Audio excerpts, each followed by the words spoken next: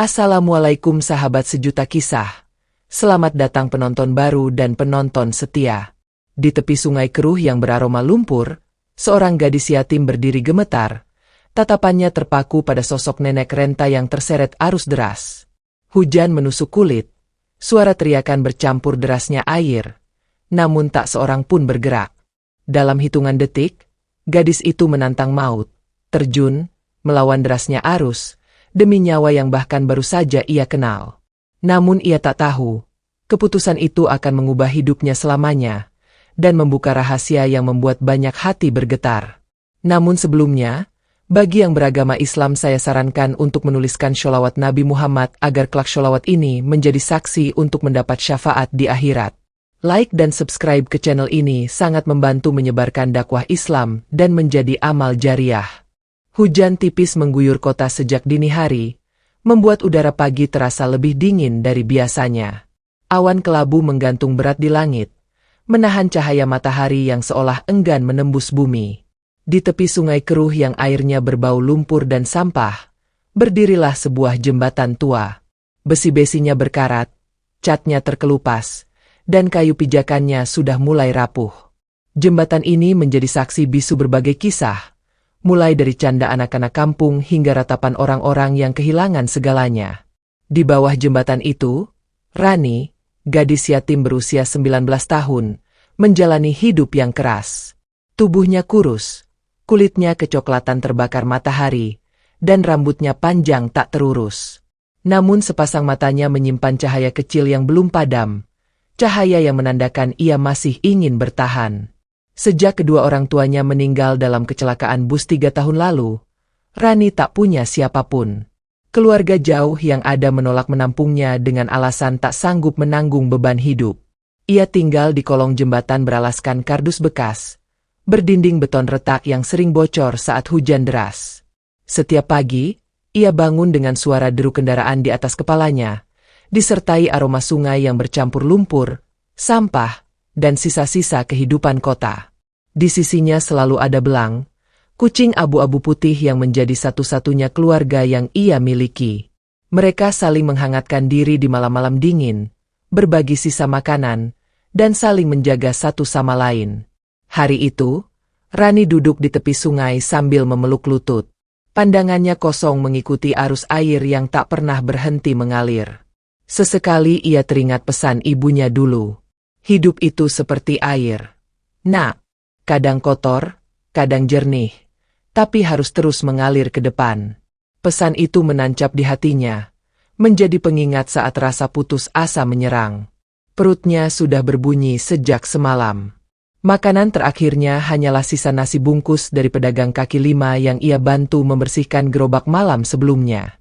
Itu pun hanya 2 suap terakhir. Namun meski lapar, Rani menolak untuk mengemis. Ia memilih mencari botol plastik, kardus, atau barang rongsokan lain yang bisa dijual. Ada rasa malu yang masih melekat dalam dirinya, sisa didikan kedua orang tuanya. Langkahnya ringan menyusuri jalan setapak di pinggir sungai, meski perut kosong membuat kakinya terasa lemas. Beberapa pedagang kaki lima mulai membuka lapak, sebagian mengenal Rani dan hanya memberi anggukan singkat. Ada juga yang menatapnya sinis, menganggapnya pengganggu. Rani tetap menunduk hormat setiap kali lewat. Seperti pesan ibunya, hormati semua orang meski mereka tak menghormatimu. Menjelang siang, langit semakin gelap. Hujan rintik mulai turun. Rani memutuskan kembali ke tempatnya berteduh di bawah jembatan. Belum sempat ia duduk, pandangannya tertumbuk pada sosok perempuan tua di seberang sungai. Nenek itu berdiri di tepi, mengenakan kebaya lusuh warna coklat. Rambut putihnya digelung sederhana, dan tatapannya kosong menembus arus air yang semakin deras. Rani terpaku. Ada perasaan aneh yang membuatnya tak bisa mengalihkan pandangan. Langkah nenek itu terlihat goyah. Suara gemericik hujan seakan memekakan, menenggelamkan gumaman pelan sang nenek yang tak sepenuhnya terdengar, namun cukup membuat dada Rani berdegup kencang. Maafkan nenek. Nenek sudah lelah. Kalimat itu terdengar samar, tapi menusuk telinga Rani seperti pisau. Dalam sekejap, Tanah licin di tepi sungai itu membuat nenek tersebut kehilangan keseimbangan. Tubuh rapuhnya terhuyung, lalu jatuh ke dalam arus sungai yang menggila. Jantung Rani seperti berhenti berdetak. Suara cipratan air memecah kesunyian, diikuti jeritan panik dari beberapa orang yang lewat. Namun anehnya, tak satu pun dari mereka yang berlari menolong. Sebagian hanya menatap, sebagian lagi mundur, takut terseret arus. Rani berdiri kaku, kedua tangannya gemetar. Belang mengeong keras di kakinya, seakan mendorongnya untuk bertindak. Dalam benaknya, potongan mimpi semalam kembali. Ia bermimpi melompat ke sungai untuk menyelamatkan seseorang. Dan kini, mimpi itu menjadi nyata di depan mata. Air sungai berputar deras, membawa tubuh sang nenek yang hanya sesekali muncul di permukaan. Tangan keriput itu terangkat lemah, meminta tolong, sebelum kembali terbenam. Rani tahu, jika ia menunggu orang lain bergerak, nyawa nenek itu akan hilang dalam hitungan detik. Tanpa sempat berpikir panjang, ia menarik napas dalam-dalam, dan tubuhnya melayang, meninggalkan tepian yang licin itu, terjun ke dalam arus yang mematikan. Air sungai menyambut tubuh Rani dengan gigitan dingin yang tajam. Arus menggeret kakinya seperti tali tak terlihat, menariknya ke pusaran keruh yang berputar liar. Napasnya tercekik, dada seperti dipukul batu. Namun Rani memaksa matanya tetap terbuka. Di hadapannya, sosok nenek itu muncul tenggelam, kepala terantuk arus, tangan meraih udara yang makin menipis. Suara hujan menabuh permukaan sungai seperti ribuan jarum. Dari atas jembatan terdengar riuh orang menjerit, namun kaki mereka tertahan ketakutan. Belang mengeong dari tepian, suaranya parau dan memanjang, seakan memanggil keberanian yang baru saja melompat bersama tuannya. Rani menendang kuat, tangannya menyibak air kecoklatan yang menyesatkan pandangan. Lumpur dan sampah menyapu pipinya. Mulutnya beberapa kali kemasukan air, membuatnya batuk dalam ancaman panik. Satu hal berputar di kepala, berdenyut seperti palu. Jangan lepaskan. Jangan lepaskan. Ia melihat ulang kebaya coklat yang mengambang. 2 kali ayunan tangan. Gagal. Tubuhnya terseret ke samping. 3 kali ayunan tangan. Jaraknya menipis. Dalam lompatan terakhir, jari-jarinya menyambar ujung kain yang licin. Tersentak. Tarikan arus berusaha memisahkan. Rani menggigit bibir. Sakit menjalar dari bahu hingga siku, tetapi genggamannya tak hendak menyerah. Nenek itu setengah pingsan. Bibirnya pucat, mata sayu, napas pendek dan menyayat. Rani merapatkan tubuh, meraih pergelangan nenek, dan menyilangkan lengan di bawah ketiak, menjadikannya pegangan hidup yang tipis. Arus menghantam dari samping, mendorong mereka ke arah pilar jembatan yang dingin. Kepala Rani hampir terbentur. Ia menggeliat menghindar, menahan nyeri yang merayap di tengkuk. Di atas sana, seseorang berteriak menyuruh melempar tali. Teriakan lain menyahut menyuruh mencari galah bambu. Namun waktu terasa seperti benang basah, mudah putus dan lambat menyatu. Rani menyadari mereka tak bisa menunggu. Ia menyisir pandang ke pinggir sungai. Ada sebongkah akar pohon menjorok lemas, membentuk genggaman alam yang rapuh.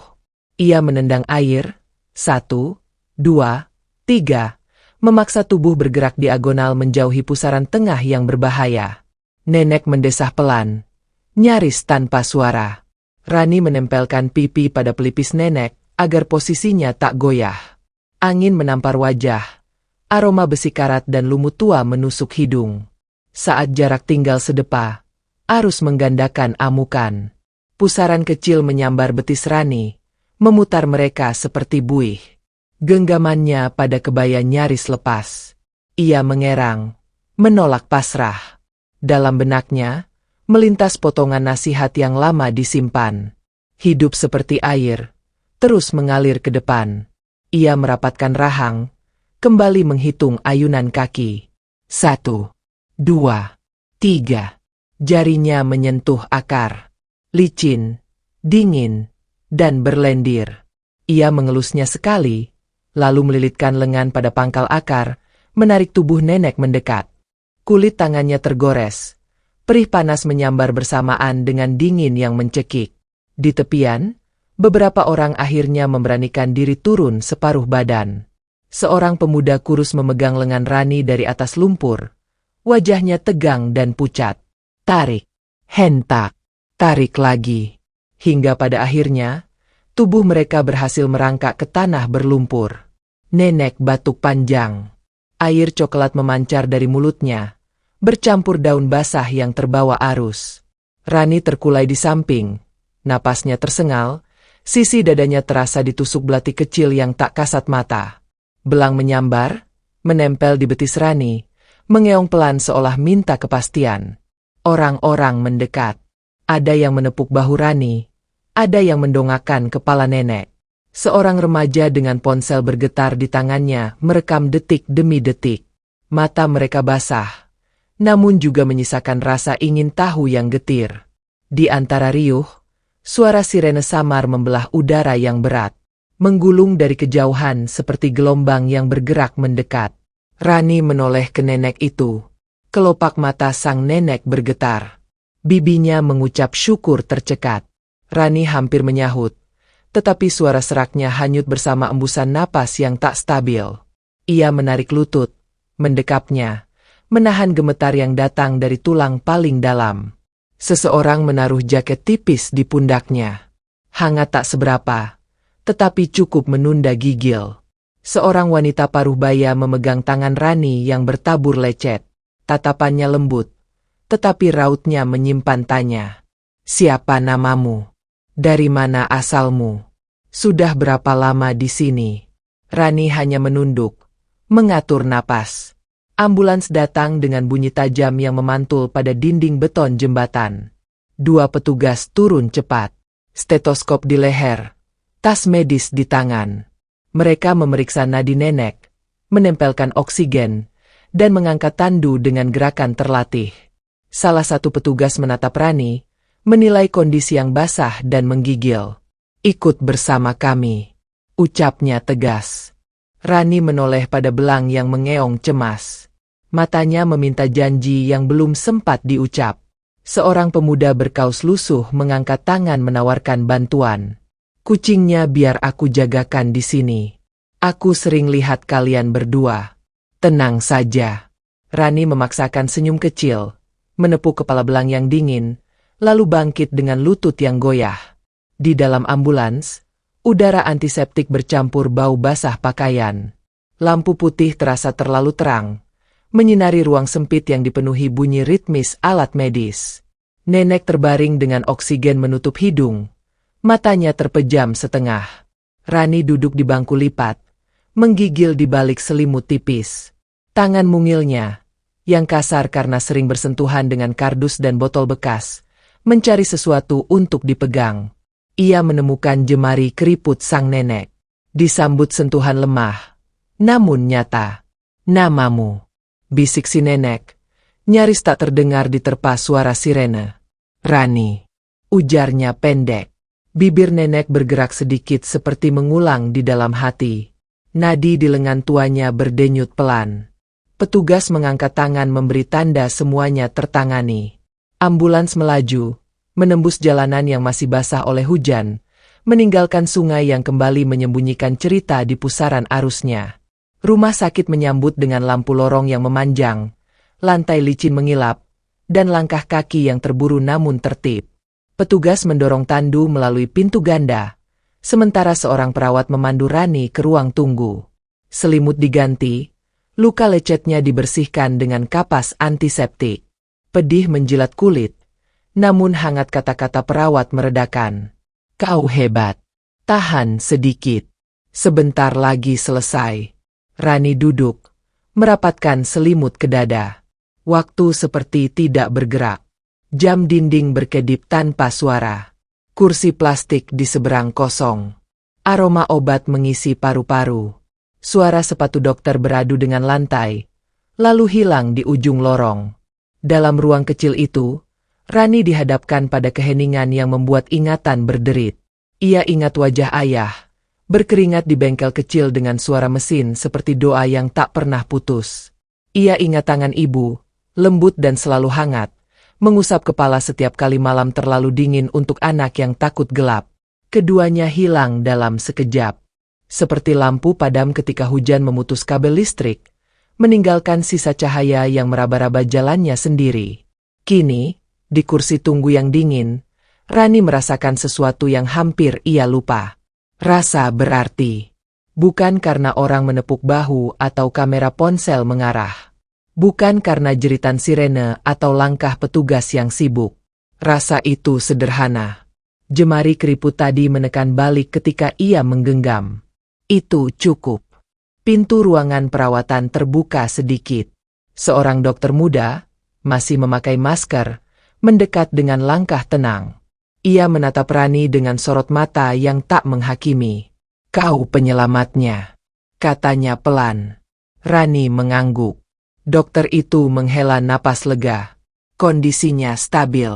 Ada kelelahan dan sedikit trauma, namun cepat dibawa membantu banyak.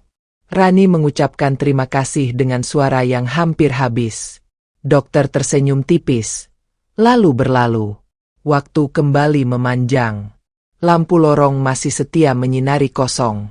Rani memeluk selimutnya lebih rapat. Dingin tetap menusuk, tetapi rasa takut perlahan menjauh dari tepi. Di luar, langit mulai mengerutkan awan. Hujan rintik mereda menjadi sisa tetes yang menempel di kaca. Dari lobi samar terdengar langkah kaki tergesa, bercampur serpih percakapan yang tak jelas. Nama seseorang disebut, kemudian sebuah nama lain. Lalu senyap. Rani memejamkan mata. Sekejap saja. Tidak tidur. Hanya menghemat tenaga yang disedot arus tadi. Ketika ia membuka mata, seorang perawat berkerudung menghampiri. Ada kelembutan yang tak dibuat-buat di suaranya. "Kau boleh melihatnya sebentar. Jangan lama." Rani mengangguk. Kakinya bergerak ragu, lalu yakin.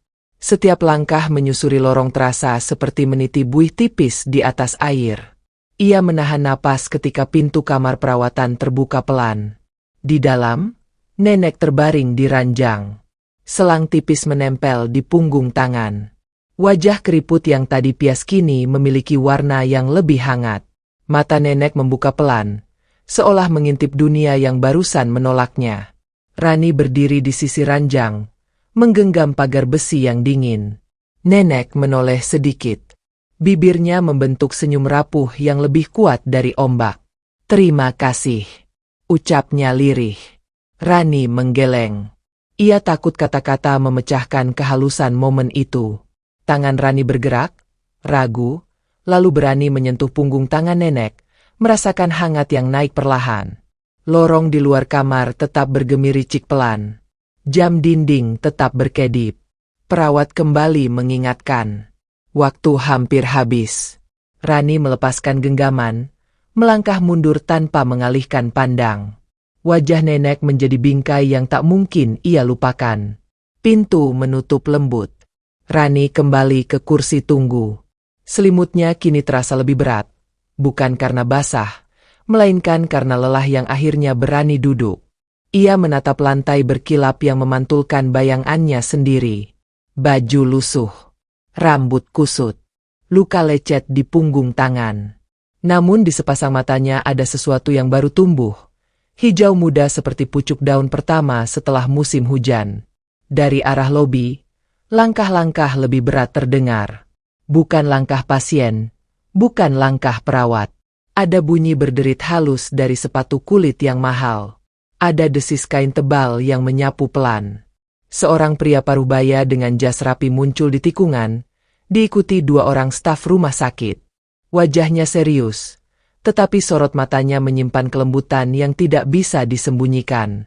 Ia berhenti 1 meter di depan Rani, menundukkan kepala sedikit, gerak hormat yang tidak berlebihan. "Kau Rani." Suaranya dalam dan jernih.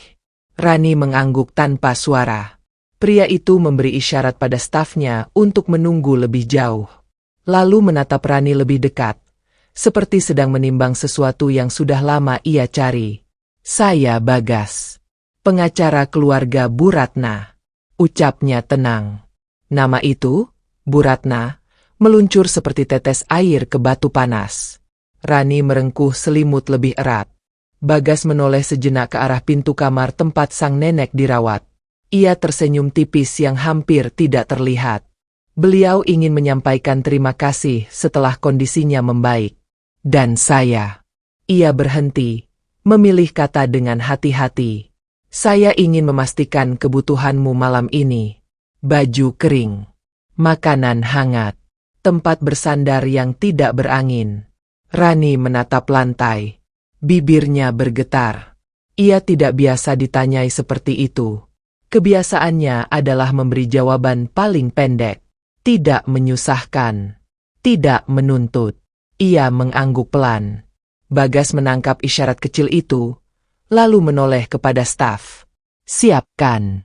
Pastikan kucingnya dijaga juga. Ia menatap Rani kembali. Kucingmu aman. Belang. Gumam Rani lirih. Bagas mengangguk. Memahami.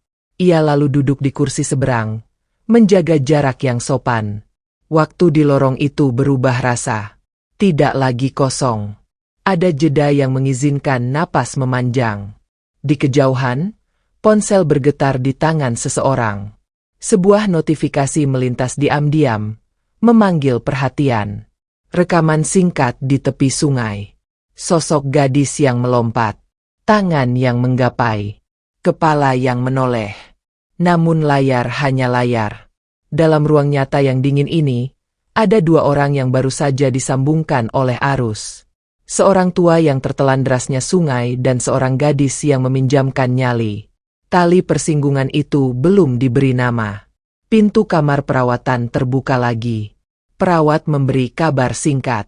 Kondisi stabil. Butuh istirahat. Rani mengangguk. Bagas berdiri. Matanya mencatat keteguhan yang berdiri di hadapannya. Keteguhan itu tidak riuh. Tidak memamerkan diri. Hanya berdenyut pasti.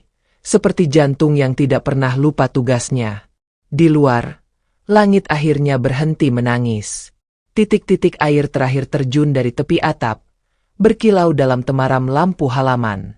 Mobil lewat dengan suara lembut. Malam merambat turun, membawa dingin yang lebih halus.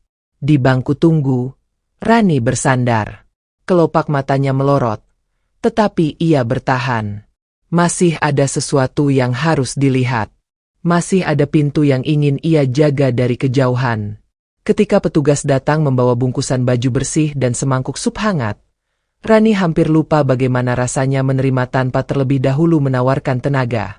Uap sup menembus hidung, membawa ingatan akan dapur kecil di kampung yang tinggal cerita. Ia memegang sendok perlahan, meniup permukaan cairan yang bergetar, lalu meneguk. Hangatnya turun ke perut, membuka simpul rasa sakit satu persatu. Bagas berdiri, hendak undur diri. Ia mengucap singkat, akan kembali esok. Rani mengangguk. Ia masih belum pandai mengucap terima kasih panjang, tetapi matanya mengirimkan pesan yang jelas. Bagas memahami, lalu melangkah pergi. Lorong kembali tenang. Malam di rumah sakit tidak pernah benar-benar tidur. Ada mesin yang terus berkedip. Ada langkah yang selalu bergerak. Ada napas yang terus ditakar. Namun di sudut paling sunyi, seorang gadis menyandarkan kepala di punggung kursi, menggenggam bungkusan baju bersih, dan menjaga jarak yang cukup untuk menjadi saksi. Di balik pintu itu, nenek yang tadi ditarik dari air kini belajar kembali untuk mengembus napas dengan ritme yang damai. Di sisi lain lorong, lampu hijau kecil menyala, menandai sesuatu berjalan sesuai harapan. Waktu merayap, bukan untuk menghapus jejak sungai, melainkan untuk memberi ruang pada sesuatu yang akan bertumbuh. Ketika jarum jam mendekati tengah malam, Rani mengatur napas lebih stabil. Sup habis, selimut ditarik sampai bahu, luka lecet mulai kering. Rasa dingin masih ada, tapi tidak lagi mendominasi. Ia memandang pintu kamar perawatan yang tertutup rapat. Di sana, hidup yang hampir hanyut baru saja dimulai ulang. Rani memejamkan mata. Bukan untuk tidur, Sekadar memberi kesempatan bagi tubuh yang kemarin menahan arus agar hari ini boleh beristirahat. Suara mesin, langkah perawat, dan desau pendingin udara merangkai lagu yang asing namun menenteramkan. Di sela itu, hati Rani menyimpan satu keputusan baru yang tidak berisik. Ia akan berjaga. Ia akan tetap ada. Jauh di luar gedung ini, sungai kembali menyamar. Pusaran menutup mulutnya, meninggalkan permukaan yang seolah tenang. Di tepiannya, jembatan tua berdiri lagi seperti semula, memandangi kota yang tak pernah selesai menafsirkan kisahnya. Namun sebuah jejak telah tertinggal di arus yang tidak kelihatan. Jejak keberanian yang menolak dihanyutkan. Dan dari jejak itu, sesuatu mulai bergerak ke arah yang belum pernah dibayangkan Rani. Malam telah matang ketika lorong rumah sakit memantulkan cahaya lampu seperti kilap pisau. Jam dinding berdenyut pelan. Udara antiseptik menempel di kulit, dingin dan bersih sekaligus asing. Rani bersandar di kursi tunggu dengan selimut menutup pundak. Kedua tangannya masih menyimpan sisa perih dari gigitan arus sungai. Di belakang kelopak matanya, gelombang keruh itu berulang lagi dan lagi, seperti film yang enggan berhenti diputar.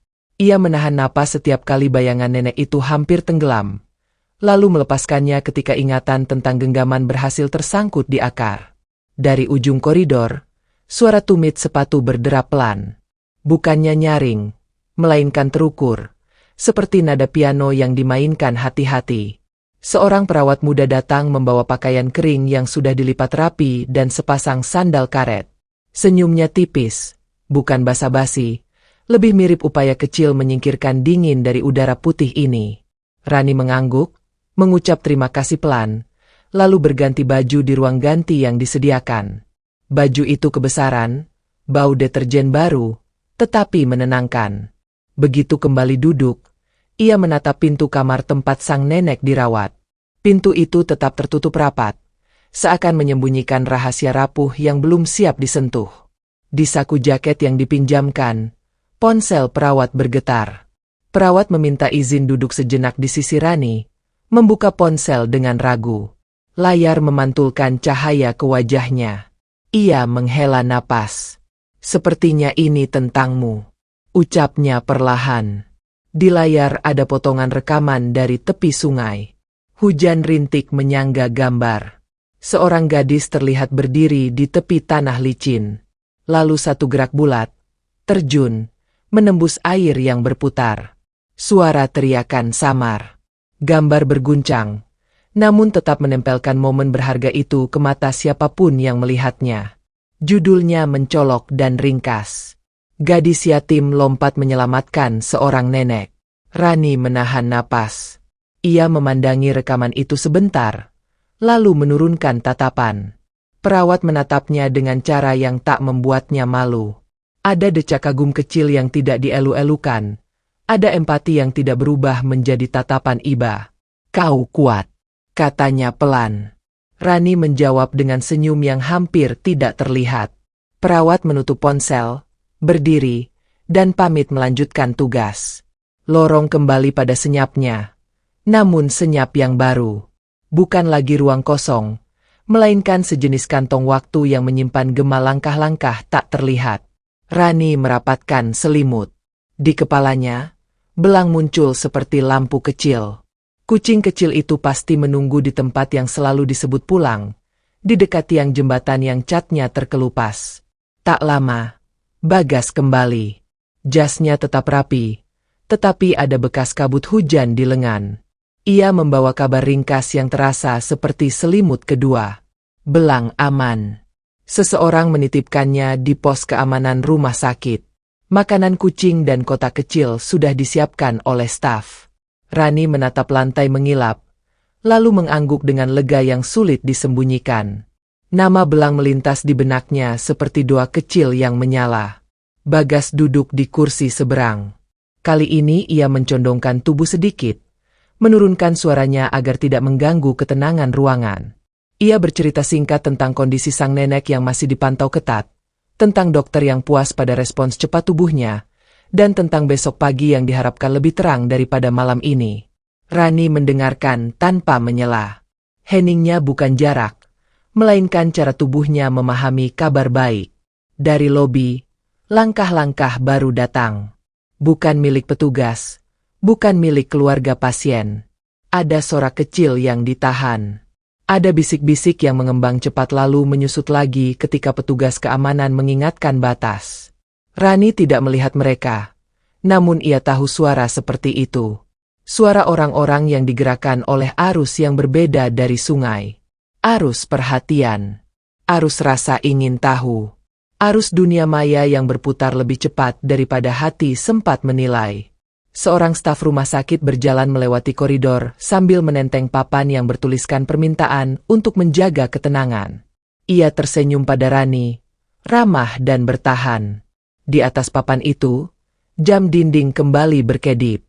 Tengah malam menyalakan angka-angka dingin, tetapi di dada Rani ada sesuatu yang mulai hangat. Sup hangat tadi masih menyisakan kehangatan di perut.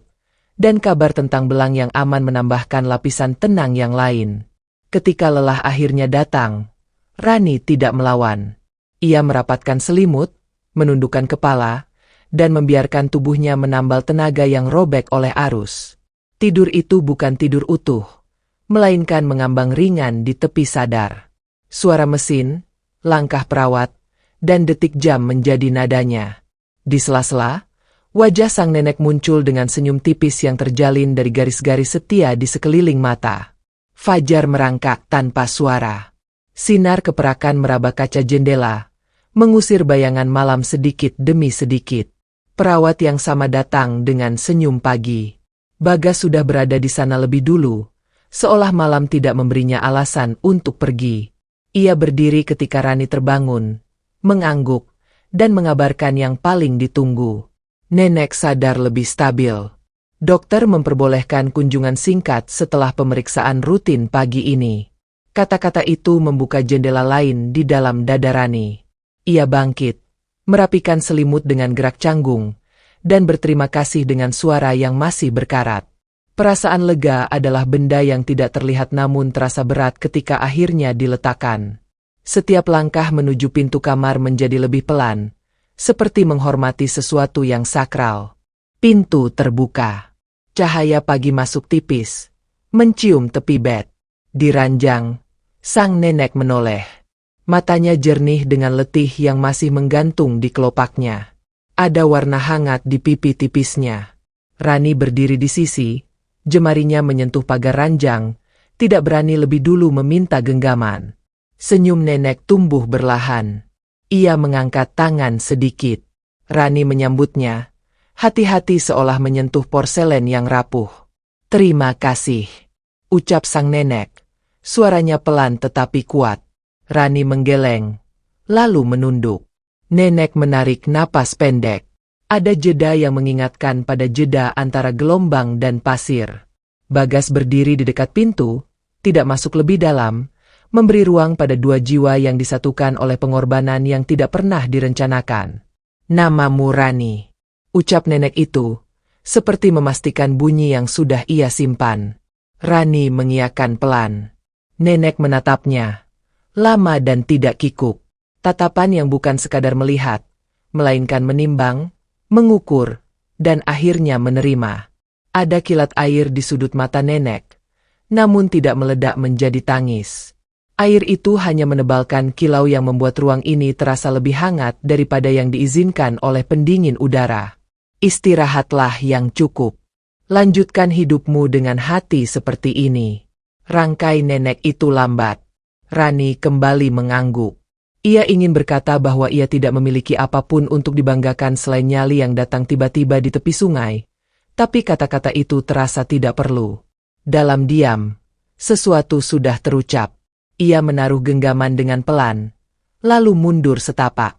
Perawat masuk tepat waktu, memeriksa tekanan darah, mencatat, menyesuaikan selang. Di luar kamar, lorong mulai ramai oleh kaki-kaki pagi. Petugas kebersihan mendorong kereta alat pel. Seorang bapak parubaya menuntun istrinya berjalan pendek-pendek. Seorang anak muda membawa buket bunga yang baunya terlalu kuat untuk ruang seperti ini. Rani duduk lagi di kursi tunggu, sementara Bagas menelpon singkat untuk mengatur hal yang tidak didengar Rani. Ia menutup telepon, lalu duduk. Rekaman itu meledak semalam. Katanya datar. Orang-orang berbicara tentangmu di mana-mana. Ada yang menyanjung. Ada yang marah kepada orang-orang yang hanya menonton. Ada juga yang mulai bertanya siapa dirimu. Rani menelan ludah. Nama lengkapnya, masa kecilnya, rumah yang tidak lagi dimiliki. Semua itu terasa seperti benda-benda yang harus dijaga dari tangan asing. Bagas mengangkat telapak tangan. Isyarat menenangkan. Kau tidak harus menjawab apapun hari ini. Fokus pada pemulihan nenek. Soal yang lain, biar kami yang atur agar tetap manusiawi. Rani menatapnya. Mencoba memahami janji yang tidak mengikat tapi menenangkan itu. Dalam hidupnya, jarang ada orang yang berkata akan mengatur sesuatu untuk melindunginya. Lebih sering dunia menuntut Rani mengatur segala sesuatu sendirian. Kata-kata Bagas terasa asing, namun bukan ancaman. Perawat datang lagi. Kali ini membawa kabar singkat bahwa ada beberapa awak media di lobi. Pihak rumah sakit akan menjaga batas, namun kemungkinan mereka menunggu di luar gedung. Bagas mengucap terima kasih dan meminta jalur pintu belakang disiapkan jika diperlukan. Rani diam saja. Jemarinya meremas ujung selimut. Ia tidak takut sorot kamera. Ia hanya tidak ingin nama nenek dibenturkan pada sensasi. Ketika matahari naik setapak dan menerangi dedaunan di halaman samping, Rani meminta izin ke pos keamanan untuk menjemput Belang. Petugas mengantar. Di balik meja kecil, Belang duduk di dalam kotak yang dilapisi kain. Begitu melihat Rani, kucing kecil itu meloncat dengan tenaga yang tak disangka, mendarat di pelukan. Bulu-bulunya menyentuh dagu Rani, mengirim hangat yang berbeda dari sup, berbeda dari selimut. Ini hangat yang tumbuh dari rumah yang mengikuti, bukan dari bangunan yang ditinggali. Rani mendekap erat. Ia berbisik pada Belang bahwa sungai yang ganas tadi malam sudah berubah menjadi cerita yang akan mereka simpan. Petugas tersenyum, lalu menawarkan makanan kucing kecil. Rani mengucap terima kasih, mengelus kepala Belang, dan kembali ke lorong. Di sana, Bagas menunggu dengan raut lelah yang disembunyikan di balik sopan santun. Hari merangkak. Dokter datang dan pergi. Perawat berganti shift. Di sela itu, Bagas membawa kabar lain. Keluarga besar nenek sudah dihubungi. Sebagian terkejut, sebagian mengaminkan syukur. Ada juga yang diam. Diam yang belum tentu setuju, namun juga belum tentu menolak. Rani mendengarkan sebagai orang luar, tidak mencoba menjadi siapa-siapa di antara kabar yang bukan miliknya. Menjelang siang, perawat memandu Rani masuk lagi. Kali ini nenek terlihat lebih segar. Ada senyum yang lebih bertahan di bibirnya. Ia mengulurkan tangan sekali lagi. Rani menyambut. Dalam genggaman itu ada sesuatu yang baru, bukan hanya rasa syukur karena selamat, bukan hanya rasa lega karena arus tidak lagi menarik. Ada semacam pengakuan bahwa nyawa seseorang, betapa rapuh pun, bisa menyambungkan dua kehidupan yang seharusnya tidak pernah berpapasan. Nenek menatap Rani lama. Suara yang keluar setelah itu bukan rahasia besar, bukan pengumuman, melainkan kalimat pendek yang ditanam dalam-dalam. Tetap di sini beberapa hari. Temani aku sembuh. Rani tidak perlu mencari kata. Ia mengangguk. Tatapannya menyala kecil, seperti bara yang diberi sehelai kapas kering. Nenek tersenyum. Bagas berdiri di ambang pintu, mengangguk pada perawat, lalu menatap Rani dengan sorot yang berbeda. Ada rencana yang mulai disusun, namun tidak dipaksa. Waktu akan memandunya sendiri. Di luar gedung, awan pecah, membiarkan matahari jatuh lebih leluasa ke halaman. Ranting basah memantulkan kilau. Burung kecil berloncatan di tepi atap. Namun di lobi depan, arus lain sudah menunggu. Mikrofon, kamera, lampu portabel. Nama Rani berputar dalam bisik-bisik yang tidak mengenalnya. Pertanyaan siap ditembakkan begitu pintu terbuka. Petugas keamanan bersiap di jalur samping. Bagas sudah menandai rute yang lebih tenang. Perawat memegang daftar. Rani menggendong Belang. Langkahnya ringan namun teguh. Di balik itu semua, dunia yang ramai menunggu suara, menunggu cerita, menunggu adegan berikutnya. Rani tidak menyiapkan jawaban untuk dunia. Ia hanya menyiapkan kehadiran untuk satu orang di balik pintu putih itu. Pintu kamar bergerak pelan. Engselnya berdesis halus. Di dalam, ada senyum yang menunggu, ada nyawa yang kembali merangkai ritme, dan ada ikatan yang baru saja dilahirkan oleh air yang semalam nyaris menelan segalanya. Pintu itu tidak lagi terlihat dingin. Ia menjadi ambang untuk langkah kecil yang akan mengubah arah hari ini. Pintu itu terbuka lagi sedikit, lalu lebih lebar, membiarkan Rani melangkah masuk dengan hati yang siap menjaga. Pagi merangkak pelan, menumpahkan cahaya lembut ke kaca jendela rumah sakit. Embun yang tersisa di dedaunan halaman berkilau seperti serpih kaca. Rani berdiri di sudut lorong dengan belang di gendongan, menunggu petugas menyiapkan administrasi singkat. Bagas berdiri beberapa langkah di belakang, berbicara pelan dengan perawat. Nafas Rani beratur, tidak terburu, tetapi di dadanya ada detak yang menulis kabar baru. Nenek yang semalam nyaris ditelan arus kini terbaring lebih tenang. Matanya jernih, suaranya pulih sebaris demi sebaris. Dan sebelum dokter mengizinkan istirahat penuh, kalimat itu sudah terucap dari bibir yang dipenuhi garis waktu. Tetap di sini beberapa hari. Temani aku sembuh. Rani mengiyakan tanpa banyak kata. Ia bukan orang yang pandai menawar. Ia belajar menerima panggilan yang datang dari keikhlasan, bukan dari pamrih. Bagas pun mengatur sisanya. Jalur keluar belakang disiapkan agar lobi yang penuh kamera tidak mendorong tubuh yang masih lemah. Mobil hitam berhenti di area servis. Mesin berdengung halus seperti dengkur kucing besar. Belang melihat mobil itu dan mengeong pendek, seperti menimbang apakah benda mengilap itu bisa dipercaya. Ketika pintu belakang rumah sakit terbuka, angin pagi memeluk kulit dengan dingin yang jinak. Rani melangkah keluar diapit kesunyian kecil yang dijaga petugas. Dunia seperti menahan suara untuk memberi jalan pada langkah yang akan mengubah bab berikutnya. Bagas membuka pintu belakang mobil, mempersilakan Rani duduk. Belang melompat ke pangkuan, memutarkan badan, lalu meringkuk. Pintu tertutup. Mobil bergerak. Kota di luar kaca adalah latihan menatap perubahan. Toko roti mengeluarkan wangi yang menyeberang jalan.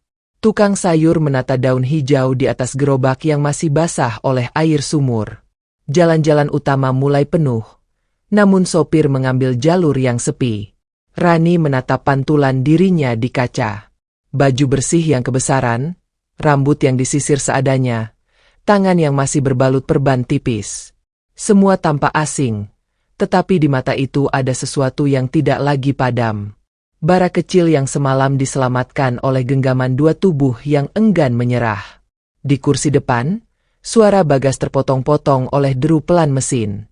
Ia berbicara melalui gawai, mengatur keperluan sederhana yang terasa seperti kemewahan bagi orang yang biasa menyambut malam dengan kardus bekas. Kamarmu disiapkan. Pakaian secukupnya. Makanan lembut agar tubuh cepat pulih. Dan tolong ingatkan Bu Sari, jangan membuat anak ini canggung dengan aturan yang terlalu rumit. Rani menatap keluar lagi. Gedung mulai berganti dengan pepohonan. Jalan melengkung, menaik sedikit, lalu menurun. Udara di sini berbeda, membawa bau tanah yang belum banyak diinjak.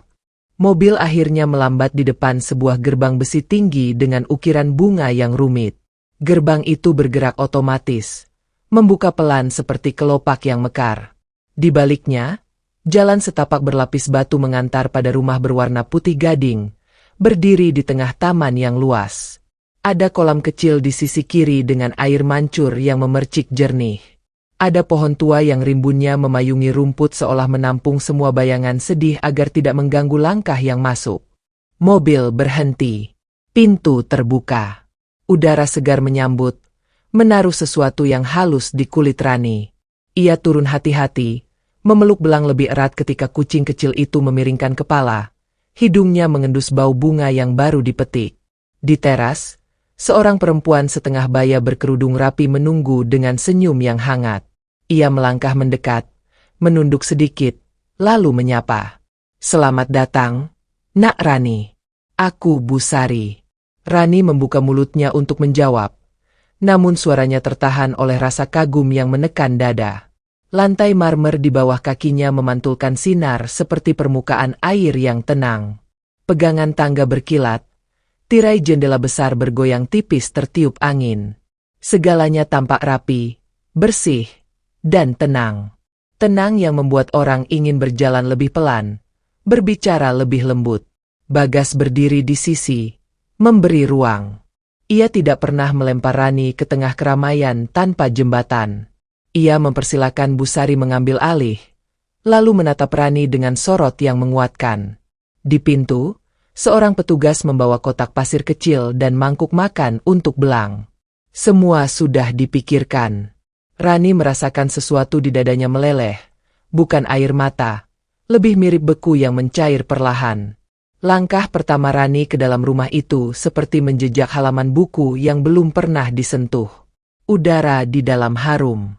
Ada wangi kayu, ada wangi bunga segar, ada aroma roti yang mungkin baru keluar dari oven. Ruang tamu luas, langit-langit tinggi, lampu gantung kristal memecah cahaya menjadi serpihan kecil yang menari di dinding. Kursi bermuka kain krem duduk di atas karpet tebal. Dindingnya dihiasi lukisan pemandangan dan foto keluarga yang dicetak besar. Rani berhenti di depan satu foto. Dalam bingkai itu, Bu Ratna yang lebih muda berdiri di samping seorang gadis remaja yang senyumnya damai. Ada kesederhanaan yang sama pada tatap mata gadis itu, sesuatu yang tidak bisa dijelaskan namun mudah dikenali oleh hati. Rani tidak berani menatap terlalu lama. Ia takut hatinya menyebut sesuatu yang tidak berhak ia ucapkan. Busari mempersilakan Rani naik ke lantai atas. Tangga berbelok lembut, menuntun ke koridor yang ditata dengan bingkai foto hitam putih. Di ujung koridor, sebuah kamar dibuka. Rani menghela napas tanpa suara. Kamar itu tidak besar, namun segala detailnya membuat orang ingin tinggal. Tempat tidur dengan sprei biru muda, lemari kayu dengan gagang halus, meja kecil di dekat jendela. Jendela itu menghadap ke taman, tempat pohon tua menaungi kolam ikan yang airnya bergerak pelan. Letakkan belang di sini dulu. Nak, mangkuk dan pasirnya sudah ada. Jika perlu apapun, panggil aku. Suara Busari lembut, bukan lembut yang dibuat-buat. Rani mengangguk. Ia menaruh belang di atas karpet.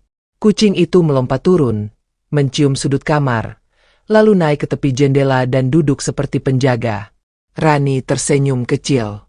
Ia menyentuh sprei dengan ujung jari, merasakan kain yang wangi dan lembut. Ketukan pelan di pintu membuatnya menoleh. Bagas muncul, membawa bungkusan kecil. Ini hanya pakaian secukupnya untuk sementara. Ada juga buku catatan. Kau boleh menulis apapun di sana. Kadang menulis membantu menata derasnya hari. Rani menerima bungkusan itu dengan kedua tangan. Mata Bagas menatap sejenak lebih lama, seakan ingin memastikan ia baik-baik saja. Rani mengangguk lagi, memberi isyarat bahwa jiwanya selamat dari gelombang pertama keterkejutan. Ia mencuci wajah di kamar mandi kecil yang bersih. Air dingin menyentuh kulit, membawa kembali pada rasa syukur yang sederhana. Ia menatap cermin dan melihat orang asing yang perlahan dikenalnya. Di balik rambut yang disisir seadanya, ada garis baru di sudut bibir, garis yang lahir dari keberanian dan kelelahan yang bertahan. Siang turun pelan. Di ruang makan, Busari menyiapkan sup ayam bening, nasi hangat, dan segelas teh tanpa gula. Rani duduk ragu di kursi panjang. Tangan kirinya masih terasa perih saat memegang sendok. Bau sup naik ke hidung, mengingatkannya pada dapur kecil yang dulu.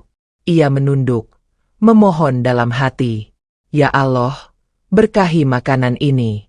Lidahnya menyentuh kuah. Hangat mengalir, menghentikan gemetar yang masih mengintai tulang. Bagas tidak ikut makan. Ia berdiri di ambang pintu, menerima telepon yang entah keberapa, mengatur kedatangan dokter pribadi dan memastikan keamanan yang tidak berlebihan. Di luar, terdengar suara ban mobil lain menyentuh kerikil. Rani menoleh sekilas ke jendela. Dino mobil berhenti di bawah pohon tua. Dua sosok turun, berpakaian rapi. Raut wajah mereka menyatu antara khawatir dan ingin tahu. Mereka berdiri di teras, berbicara pelan dengan petugas, kemudian masuk. Langkah mereka membelah tenang rumah tanpa meminta izin pada udara. Rani menyudahi suap terakhir, meletakkan sendok, dan menegakkan punggung.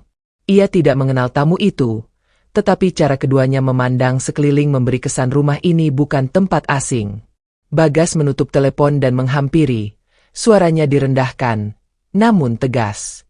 Tetap di sini dulu, Rani. Aku akan menyapa mereka. Rani mengangguk. Belang meringkuk di pangkuan, menempelkan kepala pada pergelangan tangan yang baru mengering dari luka. Dari balik ambang, suara sapa terdengar. Suara pria yang dimatangkan oleh kebiasaan memimpin, suara lain yang lebih muda, ringan tetapi runcing. Mereka menanyakan kondisi Bu Ratna dengan nada yang sopan namun berkilat urusan. Bagas menjawab satu persatu, menempatkan batas seperti pagar yang tak terlihat. Tak lama, langkah itu bergerak, mendekati ruang makan. Dua pria itu muncul. Yang satu berusia sekitar 40, rahang kukuh, senyum tipis yang lebih sering tampak sebagai garis. Yang lain lebih muda, kira-kira akhir 20-an, potongan rambut rapi, sepatu mengilap. Tatapan mereka turun pada piring kosong, pada mangkuk sup yang masih beruap, lalu pada Rani yang menunduk sopan. Selamat siang. Suara si lebih tua meluncur datar. Rani membalas salam, suaranya jernih namun pelan. Bagas memperkenalkan singkat, tidak memberi ruang untuk tanda tanya yang berlebih. Ini Rani. Kau pasti sudah mendengar. Ia yang menyelamatkan Bu Ratna. Senyum tipis itu tidak berubah menjadi hangat. Hanya menggeser garis.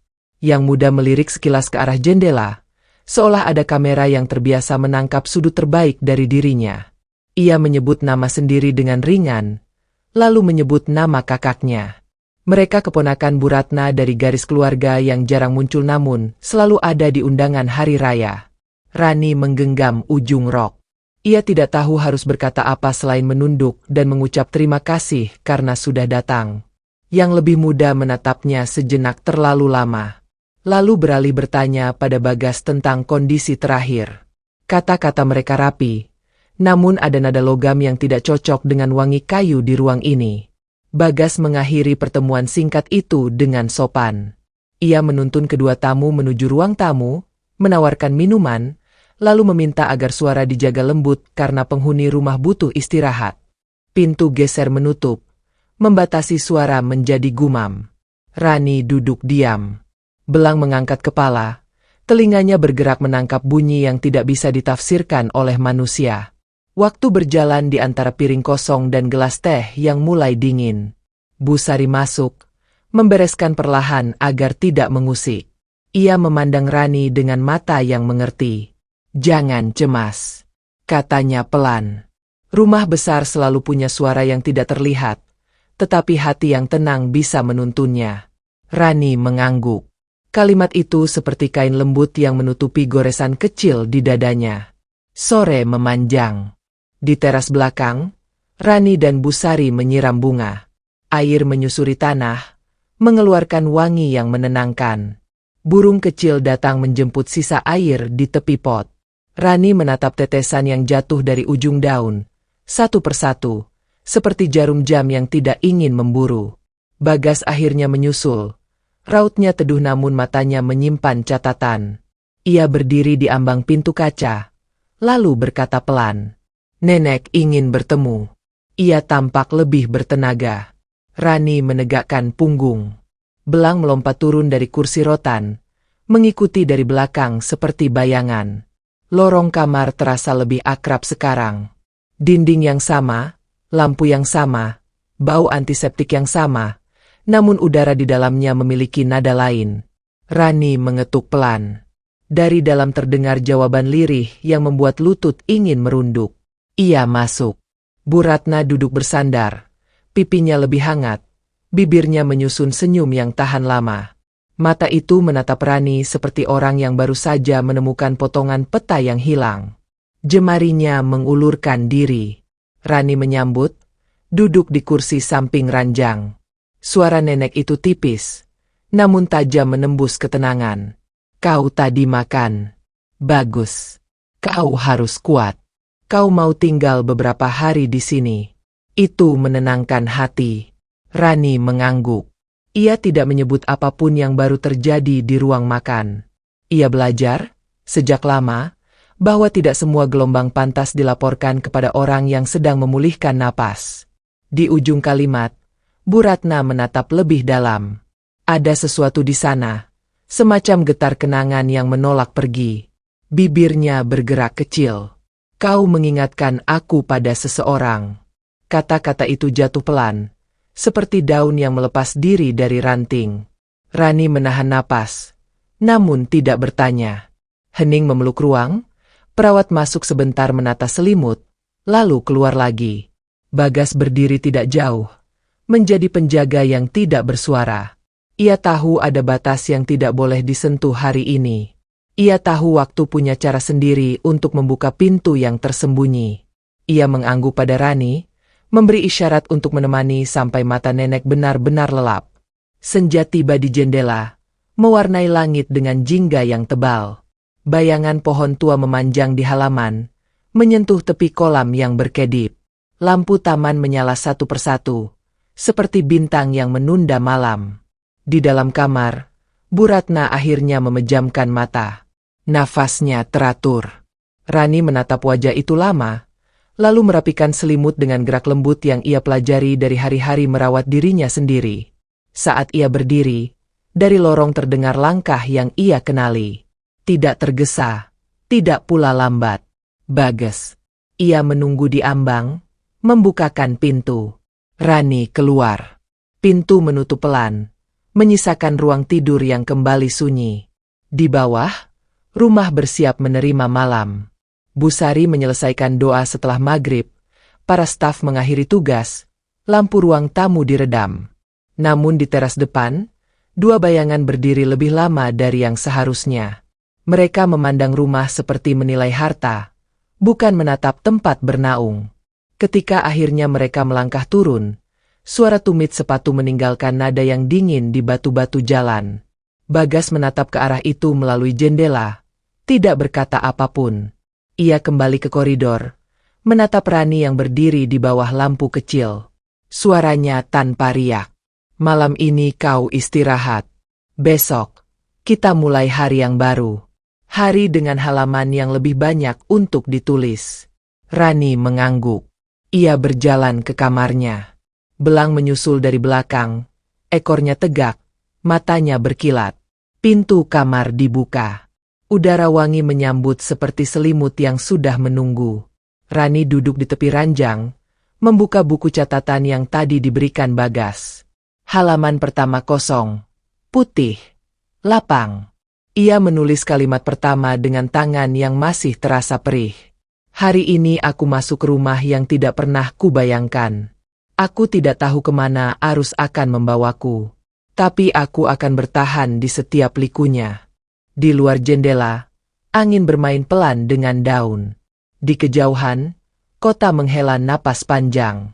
Di halaman, air mancur memercik, menyanyikan lagu yang sama sepanjang hari. Di dalam dada Rani, tekad kecil tumbuh setinggi yang diizinkan malam. Ia memejamkan mata. Bukan untuk menutup bab, melainkan untuk menyiapkan diri ketika halaman berikutnya terbuka. Dan ketika rumah besar itu menurunkan suara dan menyalakan sunyi, di suatu tempat yang rapuh namun kokoh, ikatan yang dibasuh arus mulai mengikat apa yang sebelumnya tercerai-berai. Fajar bangun pelan dari ujung taman, menaburkan cahaya tipis ke kaca jendela kamar Rani. Embun menggantung di pucuk rumput, berkilau seperti butir kecil yang menahan napas. Belang sudah duduk di tepi jendela, ekornya bergerak malas, matanya mengamati seekor burung yang melompat di pagar. Rani membuka mata tanpa terburu. Malam tadi ia menulis kalimat pertama di buku catatan. Pagi ini, halaman kedua terasa memanggil. Ia duduk, merapikan selimut, lalu menulis dengan tangan yang masih perih. Hari kedua di rumah ini. Aku belum mengenal semua pintunya. Tapi aku akan belajar mengetuk tanpa membuat suara yang menakuti. Bu Sari mengetuk dari luar. Sekali, lalu dua kali. Suaranya tenang seperti suara orang yang tahu apa yang harus dikerjakan bahkan sebelum hari sempat minta tolong. Sarapan sudah siap. Kau boleh turun kapan saja. Rani mengucap terima kasih. Ia mencuci wajah, menyisir rambut, lalu mengenakan blus sederhana yang kemarin diserahkan dalam bungkusan kecil. Kainnya lembut, baunya bersih. Ia menatap cermin sekejap, menyadari perempuan di baliknya bukan lagi bayangan yang ia takuti. Ada garis tipis tekad yang tidak ia gambar, namun tumbuh sendiri di sudut bibirnya. Ruang makan menyambut dengan cahaya hangat. Di meja, ada bubur yang mengepulkan uap, telur rebus, potongan tempe goreng yang renyah, dan teh tawar yang mengundang lega. Rani duduk. Belum menyentuh sendok, ia menunduk. Ya Allah, berkahi rezeki yang tidak pernah aku kira. Kalimat itu terbit lirih, lalu tenggelam di uap yang melayang. Ia makan pelan. Setiap suap menambah lelah yang mengendap di tulang. Bagas datang tidak lama kemudian. Jasnya tetap rapi, namun ada kantung kecil di bawah mata yang mencatat malam panjang. Ia menyapa, duduk di sisi kursi, tidak di depan, agar percakapan tidak terasa seperti pertemuan yang kaku.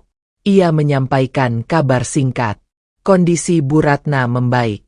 Dokter meminta istirahat dengan kunjungan terbatas. Media masih menunggu di luar pagar depan, namun tim keamanan sudah mengatur agar tidak ada suara keras yang menembus halaman. Rani mendengarkan. Tidak ada yang diminta darinya pagi ini, kecuali satu. Selesai sarapan, maukah kau menemaniku sebentar ke taman belakang? Ada yang ingin kutunjukkan. Suara itu muncul dari ambang pintu. Lembut, namun memanggil pada inti. Rani menoleh. Bu Ratna berdiri dengan bantuan tongkat pendek, ditemani perawat. Wajahnya pucat yang hangat. Senyumnya tipis dan bertahan. Rani bangkit. Belang turun dari kursi, berputar mengitari kaki Rani, lalu melangkah paling depan seakan tahu jalan. Taman belakang bernafas pelan. Pohon tua menaungi kolam ikan. Cahaya matahari jatuh di permukaan air, membelahnya menjadi serpih yang bergerak. Kursi rotan menunggu di sudut paling teduh. Rani menuntun lengan Bu Ratna ke kursi itu, lalu duduk di samping, tidak terlalu dekat, namun cukup untuk mengantar napas menjadi lebih tenang. Dulu, aku selalu duduk di sini setiap pagi, ucap Bu Ratna. Kalimatnya berjalan lambat, tetapi tidak goyah. Di sini, angin tidak memaksa. Di sini, mata memandang banyak tanpa harus bergerak jauh. Rani mengangguk. Ia tidak berusaha menyisipkan kata apapun. Diamnya bukan kosong, melainkan ruang agar kalimat yang penting tidak saling bertabrakan.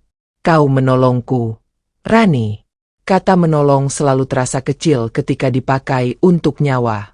Tapi aku tidak punya kata yang lebih besar. Rani menatap ujung jarinya. Aku hanya tidak tahan melihat seseorang hilang. Bisiknya. Bu Ratna menoleh. Tatapan itu menembus lembut, menemukan sesuatu di balik kerendahan hati. Hatimu, ucapnya pelan, berhenti sejenak. Tolong jangan kau ubah, meski dunia mendesak dari segala arah. Rani ingin menjawab, namun tenggorokannya menegang. Ia hanya mengangguk, berkali-kali, seperti orang yang sedang menghitung syukur. Di sisi mereka, belang duduk tegak, telinga bergerak, mata mengikuti kilau ikan. Rani mengelus punggung kucing itu. Sentuhan kecil yang mengembalikan dunia ke ukuran yang bisa ditanggung. Setelah beberapa waktu, Bagas mendekat. Ada rencana hari ini, jika Rani berkenan. Ia menatap Rani, menunggu sungguh-sungguh. Kami akan singgah sebentar ke restoran pusat. Tidak lama. Hanya agar kau melihat dapur yang bekerja untuk banyak orang. Tidak perlu bicara apa-apa. Cukup mendengar dan mencatat di hatimu. Bu Ratna mengangguk sebelum Rani menjawab. Mata itu berpendar tenang. Pergilah. Lihat yang nantinya akan sering kau dengar. Rani menelan ludah. Ia tidak yakin apa yang sedang diundang oleh rencana itu. Namun ia siap mengiyakan hal-hal yang berangkat dari tulus. Baik. Ujarnya pendek. Menjelang siang, mobil bergerak meninggalkan rumah. Pagar depan tetap tertutup. Media menunggu dengan sabar yang sering berubah menjadi lapar. Sopir mengambil jalan samping yang rindang. Rani duduk di belakang bersama Bagas. Di pangkuannya tak ada apa-apa selain buku kecil untuk mencatat. Belang ditinggalkan di rumah, tidur di kursi rotan, diperhatikan oleh Bu Sari yang tersenyum dan berjanji akan menjaga. Restoran pusat berdiri di sudut kota yang sibuk. Nama besar terpampang hangat di atas pintu. Bukan sombong, lebih seperti penanda bahwa orang yang kelaparan akan ditunggu dengan sepiring pujian yang dihidangkan dalam bentuk nasi, kuah, dan rasa. Begitu pintu terbuka, wangi bawang putih yang ditumis merambat keluar, berpadu dengan suara piring, langkah pelayan, dan tawa kecil yang tumbuh di sela percakapan para tamu. Manajer restoran menyambut dengan mata berbinar. Rasa kagum menyelinap, namun tidak diizinkan memekarkan diri menjadi keramaian. Ia menunduk pada Bu Ratna yang tidak ikut turun, lalu pada Rani. "Selamat datang." Suaranya bersahaja. Rani tersenyum gugup. Ia mengikuti Bagas melewati meja, bar, lalu pintu ayun menuju dapur. Dapur bekerja seperti jantung yang baru saja menemukan ritmenya. Api biru menari di bawah wajan. Minyak mengericik. Panci mendidih seperti hujan pertama. Seorang koki menepuk pelan sisi wajan, melemparkan irisan sayur yang masih hijau. Di ujung lain, pelayan berbaris menunggu pesanan. Bocah pencatat memegang kertas kecil yang berisi nama-nama menu dengan garis tegas. Rani berdiri di tepi, tidak mengganggu jalur. Matanya mengikuti cara seorang koki merasakan garam tanpa menakar, mengira gula tanpa meraba. Ia mendengar perintah singkat yang tidak meninggikan suara. Ia mencatat dalam batin bahwa rupanya restoran adalah orkestra yang memilih tidak memainkan alat musik berbunyi keras, tapi tetap berhasil membuat orang menunduk, lalu mengangkat sendok, lalu menutup mata sebentar untuk memberi tempat pada rasa. Di tengah keteraturan itu, kebocoran kecil selalu bisa terjadi. Seorang pelanggan di ruang depan mengeluh makanannya datang terlambat. Pelayan menunduk, berlari kecil. Manajer melirik Bagas. Lalu Rani. "Biarkan aku yang bicara." Rani berkata pelan. Bagas mengangguk cepat. Ia tidak memberi pengarahan apapun. Rani berjalan ke meja pelanggan. Pelanggan itu, lelaki parubaya dengan kemeja yang rapi, duduk bersama istrinya. Matanya lelah. Mungkin hari ini alasan keberadaannya di restoran bukan untuk pesta, melainkan untuk menguatkan sesuatu yang rapuh di rumah. Rani menunduk sopan. "Maaf." Suaranya bening. "Kami terlambat mengantarkan. Izinkan kami memperbaiki." Lelaki itu hendak menjawab dingin, tetapi ia berhenti. Nada suara Rani bukan nada hafalan. Ada ketulusan yang menempel pada kata minta maaf. Rani tidak mengajukan 1000 alasan. Ia justru bertanya satu hal. Apa yang Bapak dan Ibu harapkan siang ini? Ia menunggu. Bukan mendorong. Bukan memotong. "Kami hanya ingin makan hangat dan tidak tergesa," jawab sang istri. Suaranya lebih pelan. Rani mengangguk. Ia menoleh ke manajer. "Mohon panaskan kembali pesanan. Tambahkan sup kecil. Sampaikan salam kami." Manajer bergerak. Rani tetap berdiri sebentar. Tidak terlalu lama. Hanya cukup untuk membiarkan mata kedua orang itu melihat bahwa siang ini ada yang benar-benar mendengar. Kembali ke dapur. Rani merasakan Bagas menepuk pelan bahunya. "Bagus." Satu kata itu cukup. Tidak ada pujian yang berlebihan. Tidak ada skenario yang ditempelkan. Di sudut mata Rani, koki paling senior melirik. Ia mengangguk sekali. Anggukan yang artinya panjang. Lebih panjang dari resep apapun. Di luar restoran, udara bergerak dengan cara yang lain. Di sebuah kafe yang berjarak beberapa blok, dua pria duduk menghadap jendela. Ponsel di atas meja, gelas kopi setengah kosong, senyum yang tidak menjangkau mata. Rangga dan Arman menonton rekaman singkat seseorang yang mengambil gambar Rani saat memasuki restoran. Judul di layar berubah-ubah. Tangan yang tak terlihat mendorong narasi untuk berlari. Anak jalanan jadi bintang sehari. Gadis penyelamat masuk rumah orang kaya. Besok masih ingat atau sudah lupa? Rangga mendengus. Daya tahan simpati itu rapuh. Ia mengetuk layar, mengirim pesan kepada seseorang yang berjaga di cabang selatan. Nada perintahnya halus, namun menikam. Pastikan hari ini serba lambat. Jalur pesanan agak dibalik. Lalu, kirim 1-2 foto yang tampak kacau. Ia menutup pesan dengan kalimat manis yang palsu. Untuk evaluasi. Arman memainkan sendok, menatap jalan yang memantulkan matahari. Ia menyebut satu nama. Bagas. Ada gangguan di situ. Rangga mengangkat alis, lalu tertawa pendek tanpa suara. Setiap gangguan punya kelemahan. Kita cari tombolnya. Di restoran pusat, jam makan siang memuncak. Para pelayan bergerak seperti garis yang disapu satu tarikan kuas. Rani berdiri di dekat bar, mencatat hal-hal kecil yang tidak ada dalam buku, namun ada dalam irama. Seorang pelayan hampir menjatuhkan nampan. Rani meraih ujungnya, menyelamatkan gelas dari beradu. Pelayan itu berbisik terima kasih. Wajahnya lega. Rani tersenyum, lalu kembali tak terlihat. Sore sedikit turun ketika Bagas mengajak Rani keluar melalui pintu samping. Udara menerpa wajah seperti tangan ibu yang menepuk pelan. Di kursi belakang mobil, Rani bersandar. Ia tidak mengira lelah bisa terasa begini, hangat dan tidak memusuhi. Bagas menerima panggilan. Wajahnya berubah setingkat. Tidak panik, namun padat. Ia menutup telepon, menatap Rani. Ada kabar yang perlu kita hadapi besok. Suaranya terukur. Di cabang selatan, pelayanan kacau. Ada foto dapur kosong yang sudah beredar. Dewan meminta rapat kecil untuk mendengar kronologi. Rani menatap jalan. Jantungnya memukul sisi dada. Bukan karena takut panggung, melainkan karena ia tidak ingin nama Bu Ratna dicemari oleh benih yang ditanam sembarang. Kita akan datang, kata Bagas. Kau tidak perlu bicara. Tapi jika ada yang perlu kau sampaikan, sampaikan dengan hati yang sama seperti siang ini. Rani mengangguk. Belum sempat menata napas. Telepon Bagas bergetar lagi. Satu pesan masuk.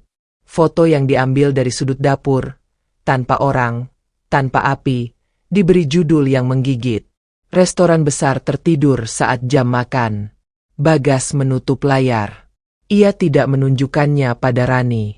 Namun Rani tahu, dari cara rahang Bagas mengeras. Ia menatap keluar jendela. Kota tetap melaju. Langit mulai menggulung awan tipis. Di pelataran pasar, seorang ibu menawari sayur dengan suara yang ramah. Di pinggir jalan, anak kecil mengejar bayangan sendiri. Dunia berjalan tanpa menawar perasaan. Mobil memasuki halaman rumah. Gerbang menutup pelan di belakang. Di teras, Bu Sari sudah menunggu dengan senyum yang tidak lelah. Belang melesat dari balik kursi, meloncat ke kaki Rani, menempel seperti magnet kecil. Rani tertawa pendek, pertama kalinya hari itu, lalu mengangkat belang tinggi-tinggi, seperti mengukur bahwa ada sesuatu yang tetap, bahkan saat arus berita mencoba mencabut akar. Menjelang senja, Rani berdiri di depan jendela kamarnya, memandangi langit yang berubah warna. Ia membuka buku catatan lagi. Tulisannya hari ini tidak rapi, namun jujur. Aku melihat dapur bekerja seperti jantung yang sabar. Aku mendengar orang marah, lalu tenang ketika didengar. Besok, ada rapat. Aku tidak tahu harus duduk di kursi mana. Tapi aku akan tetap berdiri di dalam diriku sendiri. Di lantai bawah, Bagas berbicara pelan dengan Bu Sari. Ia meminta semua tetap biasa. Tidak ada jamuan, tidak ada pengumuman. Hanya rumah yang mendengarkan. Di kamar ujung, Bu Ratna memejamkan mata. Perawat memeriksa tekanan darah, menata selimut, lalu mundur. Senyum kecil bertahan di bibir sang nenek. Seolah ia telah menitipkan sesuatu yang tidak akan mudah dicuri. Malam turun seperti kain tipis yang melapisi taman. Air mancur tetap bernyanyi. Lampu jalan menyala, memetakan jalan pulang dengan titik-titik cahaya. Rani menutup buku. Ia mengelus kepala belang. Di kejauhan, getar dunia maya masih berdegum. Namun dinding rumah menenangkan riuh itu menjadi desau yang jauh. Sebelum tidur, Rani berdiri sejenak, berbisik tanpa suara.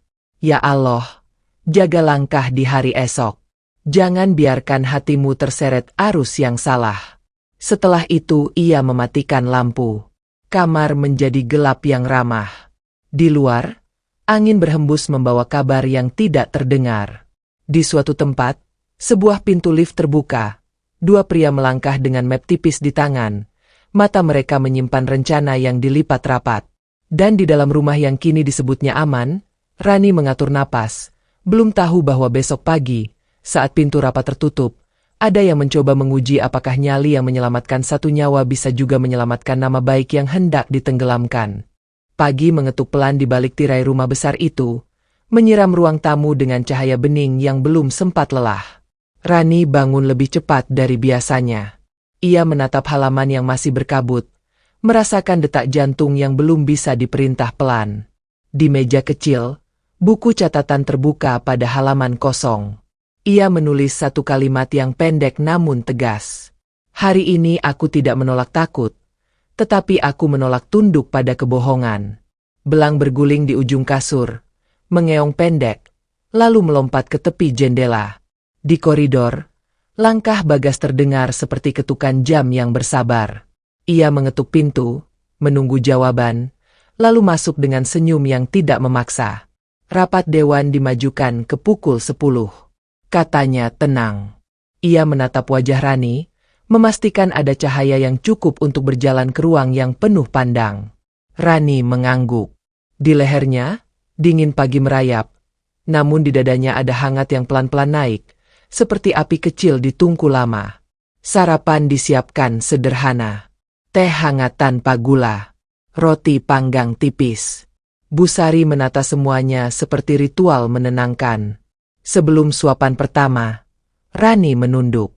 Ya Allah, jaga hatimu agar tidak keras saat dibenturkan, dan tidak rapuh saat dipuji.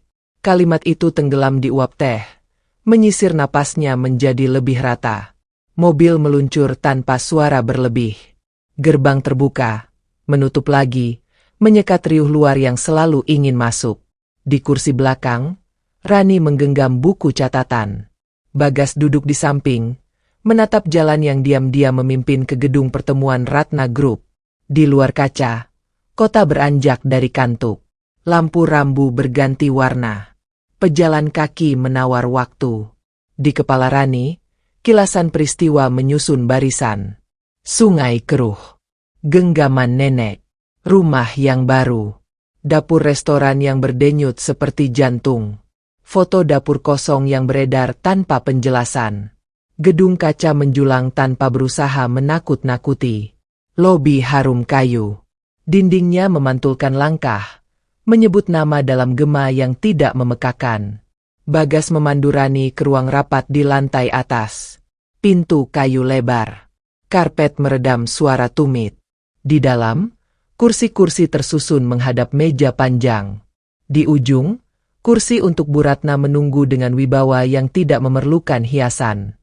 Satu persatu orang masuk. Manajer operasional. Kepala keuangan. Dua anggota dewan eksternal yang rambutnya mulai memutih. Rangga dan Arman datang berpasangan, wajah mereka ditarik rapi, senyum tipis hanya menempel di bibir. Mereka melirik Rani, menyapu dari ujung rambut hingga sepatu, lalu duduk tanpa salam yang sungguh-sungguh. Pintu terakhir terbuka. Bu Ratna masuk didampingi perawat.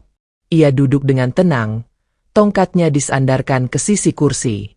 Mata itu menyapu ruangan, singgah sebentar pada Rani, lalu menatap ketua rapat.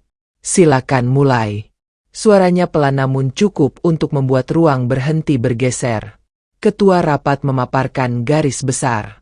Ada pemberitaan tentang cabang selatan. Ada foto dapur kosong yang beredar. Ada laporan pelayanan lambat. Ada pula dokumen transfer yang tidak cocok dengan laporan harian. Ia menatap Arman yang sudah bersiap dengan map tipis berisi kertas dan tanda tangan. Arman berdiri. Suaranya rapi. Di depan kita ada bukti dokumen transfer yang memuat tanda tangan Rani. Jumlahnya tidak kecil. Tanggalnya berdekatan dengan unggahan foto kacau itu.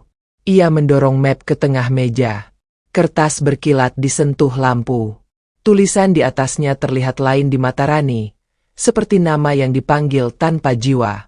Selentingan suara kecil berlarian di tepian ruangan. Seseorang berdeham.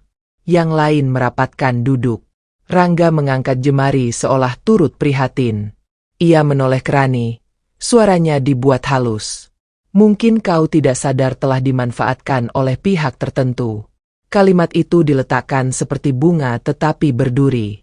Bu Ratna memutar cincin tipis di jari manisnya. Ia memandang Rani. Tenang. Pandangannya mengirim pesan yang tidak berbunyi. Bicaralah hanya jika kau ingin. Rani mengangguk pelan. Ia berdiri. Suaranya nyaris didengar oleh dirinya sendiri. Saya tidak pernah menandatangani dokumen itu.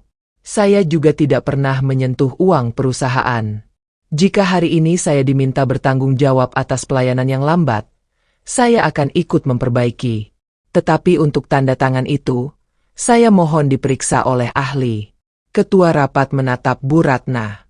Sang nenek mengangguk tegas. Periksa. Hari ini juga. Rapat disela.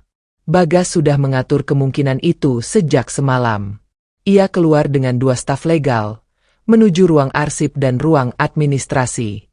Rani duduk kembali. Tangannya dingin. Ia memejamkan mata, bukan untuk lari, melainkan untuk mengunci pintu di dalam agar udara keruh tidak masuk.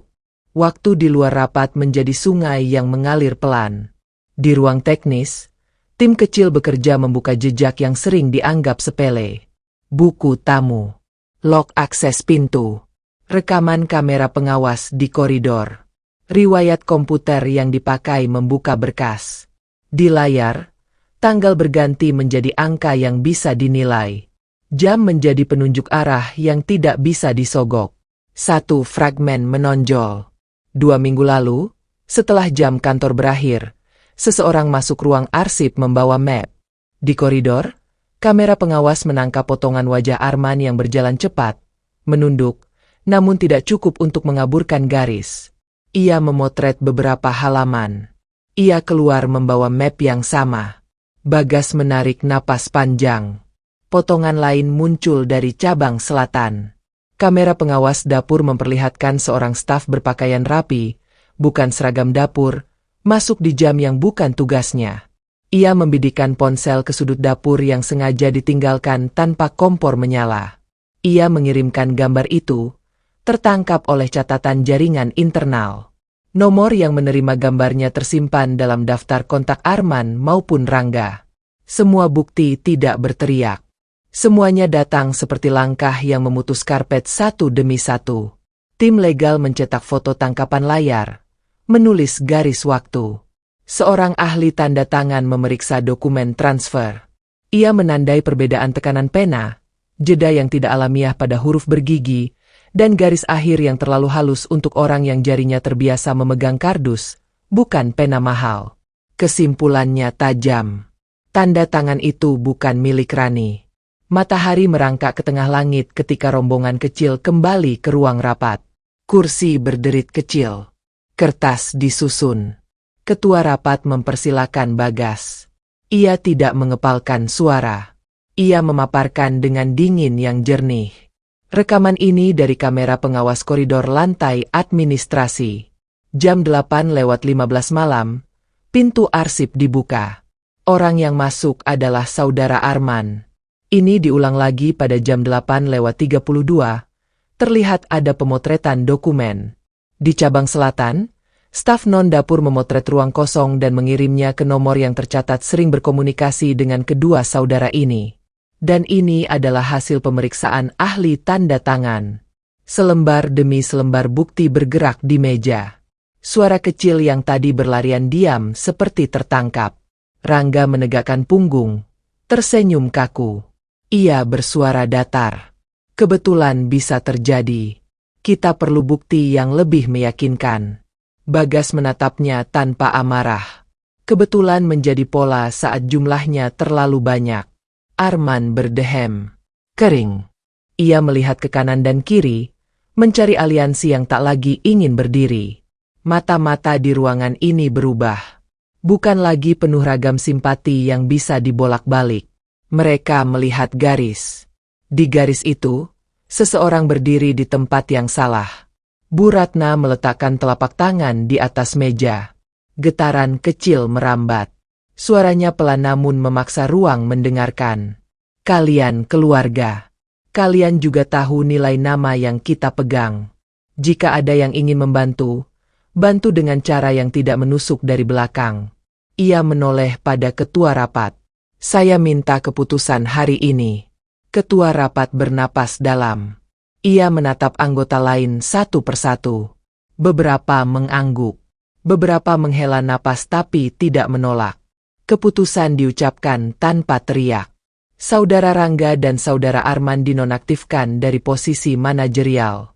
Proses pengunduran diri akan dipandu oleh bagian sumber daya manusia. Investigasi disiplin berlanjut. Rangga berdiri. Kursinya menggeser karpet terlalu keras. Matanya memantul seperti kaca yang menolak merekam. Ia ingin berkata, tetapi kalimatnya tidak menemukan tangga. Arman menunduk. Wajahnya pucat yang bukan karena kurang tidur. Keduanya keluar. Pintu menutup pelan. Di ruangan, keheningan berputar seperti daun yang akhirnya jatuh tanpa drama. Rapat berakhir dengan daftar kerja yang nyata. Cabang Selatan perlu ditopang. Koki senior dari pusat diminta turun ke sana selama 2 pekan. Pelatihan ulang pelayanan dijadwalkan. Pengadaan bahan segar dipantau harian. Rani mendengar semuanya dengan telinga yang menampung. Ia tidak menyela. Ketika semua orang bubar, ia tinggal di kursinya, menatap meja yang kembali kosong. Bu Ratna bangkit dengan bantuan Bagas. Ia menghampiri Rani, berdiri dalam jarak yang cukup untuk merasakan hangat napas. Terima kasih sudah menahan diri ketika kata-kata bisa dijadikan senjata. Ujar nenek itu. Rani menggeleng. Jika hari ini ada yang memihakku, itu karena kebenaran berdiri sendiri. Aku hanya tidak ingin menodainya. Bu Ratna tersenyum. Ada air kecil yang bergerak di pelupuk. Ia menarik napas, lalu mengucapkan kalimat yang mengguncang ruang tanpa meninggikan suara. Jika kau mau, tinggallah bukan sebagai tamu. Tinggallah sebagai keluarga. Aku ingin mengangkatmu sebagai cucu. Kita jalani prosesnya. Kita tidak terburu-buru. Rani berdiri. Dunia di sekelilingnya tidak berubah. Karpet tetap karpet. Kursi tetap kursi. Lampu tetap menggantung. Tetapi ada sesuatu di dalam dadanya yang menemukan tempat pulang yang selama ini hanya wangi dalam doa. Ia mengangguk. Bibirnya gemetar. Terima kasih, Nenek. Kalimat itu pendek, namun mampu menahan gemuruh yang hendak meledak. Hari-hari berikutnya berjalan seperti benang yang disulam sabar. Dokumen diurus. Saksi disiapkan. Pengadilan keluarga mencatat. Bagas memandu setiap langkah agar tidak tergelincir pada formalitas tanpa makna. Bu Ratna menandatangani surat dengan tangan yang kini lebih stabil. Rani menulis namamu di kolom yang menautkan kehidupan lama dengan kehidupan baru. Di tengah arus itu, pekerjaan tidak menunggu. Rani datang ke cabang selatan bersama Bagas dan Koki senior. Restoran itu tampak lelah. Cat dinding mengelupas di ujung. Lampu gantung berkedip pelan. Pelayan berjalan terburu, bukan karena semangat, melainkan karena takut gagal. Rani mengumpulkan semua di ruang makan yang dikosongkan sejenak. Ia berdiri di depan, tangan di samping badan, suara tidak dikeraskan. Aku datang bukan untuk mencari siapa yang salah. Aku datang untuk mendengar. Ceritakan apa yang membuat pekerjaan di sini terasa berat. Satu persatu suara tumbuh, ragu pada awalnya, kemudian menjadi arus yang jujur. Stok sayur sering terlambat. Jadwal shift tidak adil. Kompor satu sering padam. Pelanggan yang komplain tidak ditangani dengan satu pola, sehingga karyawan bingung harus menjawab apa. Rani mencatat. Ia tidak memberi janji yang tidak bisa dipenuhi. Ia mengusulkan perbaikan yang bisa dilakukan hari itu juga. Pemasok diganti untuk jenis bahan tertentu. Jadwal shift dibuat baru dengan pertimbangan jarak rumah karyawan. Kompor diperiksa teknisi sore itu. Aturan menghadap komplain dibuat sederhana. Dengarkan. Ucapkan maaf yang sungguh-sungguh. Tawarkan perbaikan. Catat setiap keluhan agar tidak jatuh di lubang yang sama. Minggu pertama, pelanggan masih ragu. Minggu kedua, pesanan mulai stabil. Di minggu ketiga, seorang pelanggan menulis ulasan di lembar kertas yang ditinggalkan di meja. Awalnya aku marah karena pernah menunggu terlalu lama. Hari ini aku kembali dan dilayani dengan hati. Terima kasih kepada gadis yang datang dan menanyakan apa yang kami butuhkan, bukan hanya apa yang restoran mau. Ulasan itu disalin manajer, ditempel di papan kecil belakang kasir. Rani membacanya sore hari, berdiri sendirian. Ia tidak memotret, tidak mengirimkannya kemana-mana. Ia hanya menutup mata sebentar, mengizinkan syukur tumbuh tanpa perlu ditonton. Di rumah, Bu Ratna semakin sering duduk di taman belakang. Senyumnya lebih mudah datang. Ia bercerita tentang cucu perempuan yang dulu menghilang dari peluknya karena keadaan yang tidak bisa diputar ulang. Ia bercerita tentang peta hati yang bolong selama bertahun-tahun. Ia memegang tangan Rani, menekannya ringan. Kau menutup lubang itu dengan cara yang tidak pernah aku bayangkan. Hari ketika pernyataan resmi diumumkan datang tanpa gegap gempita. Di aula kantor, karyawan berkumpul. Bagas berdiri di sisi panggung kecil. Bu Ratna melangkah ke depan, berbicara singkat. Ia memperkenalkan Rani sebagai keluarga. Ia menyebut bahwa garis ketulusan lebih tebal dari garis darah jika Allah menitipkan amanah pada orang yang benar. Tepuk tangan tidak pecah. Tepuk tangan tumbuh, menyelimuti, lalu bertahan. Satu persatu karyawan mendekat setelah acara usai. Mereka menyalami Rani, menatapnya tanpa rasa canggung yang dulu menajamkan mata. Sore itu, setelah semua reda, Rani meminta sopir berhenti di jembatan tua. Udara di tepi sungai membawa bau lumpur dan kenangan. Air mancur di halaman rumah tidak bisa menggantikan suara arus yang pernah menariknya. Ia turun, melangkah ke tempat di mana ia dulu sering duduk memeluk lutut. Belang dibawa di dalam tas kecil.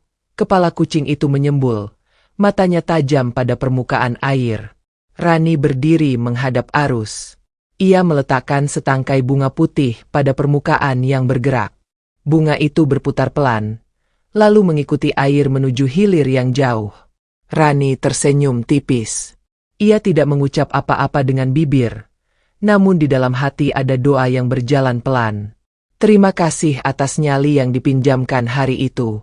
Terima kasih atas tangan rapuh yang menuntun ke rumah. Jaga agar hatimu tetap kecil, agar ia muat menerima orang banyak. Angin sore melesat, menyentuh rambutnya, menepuk bahu seperti sahabat tua. Dari kejauhan, kota bergemuruh, tetapi di sini, suara itu menjadi rendah, seperti nada dasar yang mengizinkan melodi lain naik. Rani menatap sejenak, lalu berbalik. Mobil menunggu. Di rumah, ada nenek yang ingin mendengar cerita hari ini. Ada belang yang ingin mengejar bayangannya di bawah kursi rotan. Ada dapur yang ingin hidup dengan api yang benar. Rani menutup pintu mobil, menatap sekali lagi pada jembatan yang dulu menjadi atap dan dinding. Ia tidak berpamitan pada kemiskinan, sebab kemiskinan bukan sahabat yang harus diundang pergi, melainkan keadaan yang telah mengajarinya cara melihat. Ia berpamitan pada takut yang lama. Ia menyisakan di sana, di antara besi berkarat dan air keruh, rasa kecil yang dahulu menahan langkahnya. Mobil bergerak, mengangkat senja dari permukaan air, membawanya pulang. Di pangkuannya, belang mengeong pelan, lalu tertidur. Percaya, jalan di depan tidak menjanjikan mudah. Tapi ada rumah yang menyalakan lampu pada jam yang tepat. Ada nama yang kini disematkan bukan untuk kebanggaan, melainkan untuk tanggung jawab. Ada nenek yang menunggu di teras belakang dengan tangan terbuka, dan ada hati yang memilih terus mengalir, jernih atau keruh, menuju kebaikan yang tidak pernah kehabisan mata air.